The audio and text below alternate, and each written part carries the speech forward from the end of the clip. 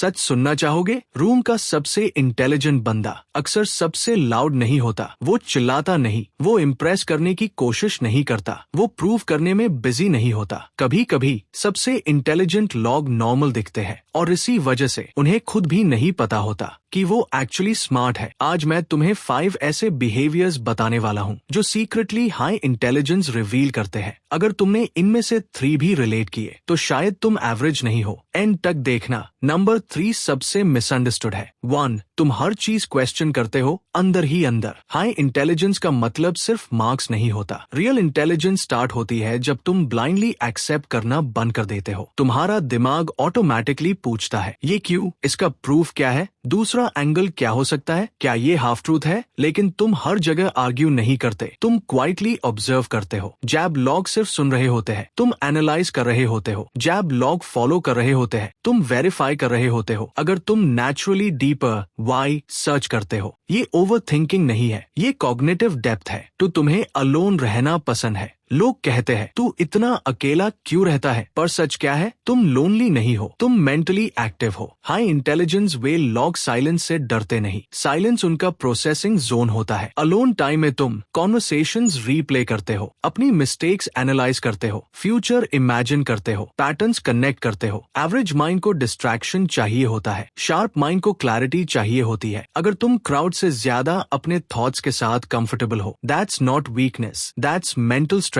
3. तुम खुद पे डाउट करते हो। ये सबसे पावरफुल साइन है। लो अवेयरनेस वे लॉग ओवर कॉन्फिडेंट होते हैं। हाई अवेयरनेस वे लॉग सेल्फ डाउट करते हैं। क्यों? क्योंकि उन्हें पता होता है कि दुनिया सिंपल नहीं है। उन्हें पता होता है कि हर आंसर के 5 और लेयर्स होते हैं। इसको साइकोलॉजी में कहते हैं, जितना ज्यादा तुम सीखते हो उतना ज्यादा तुम रियलाइज करते हो कि तुम कितना कम जानते हो। अगर तुम कभी सोचते हो शायद मैं इतना स्मार्ट नहीं हूँ, आयरॉनिकली यही प्रूफ हो सकता है कि तुम हो। 4. तुम लोगों को जल्दी समझ जाते हो। हाई इंटेलिजेंस सिर्फ बुक्स तक लिमिटेड नहीं होती, वो लोगों को रीड करने में भी दिखती है। तुम नोटिस करते हो tone change, body language, fake smile, energy shift. कोई झूठ बोल रहा हो, तुम्हें फील हो जाता है। कोई इनसिक्योर हो, तुम समझ जाते हो। कोई जेलस हो, तुम देख लेते हो। ये इमोशनल इंटेलिजेंस है। रियल वर्ल्ड में IQ से ज्यादा EQ काम आता है। अगर तुम वर्ड्स के पीछे का मीनिंग पकड़ लेते हो, तुम्हारा ब्रेन एवरेज से ज्यादा प्रोसेस कर रहा है। 5. तुम इजिली बोर्ड हो जाते हो। लोग बोलते हैं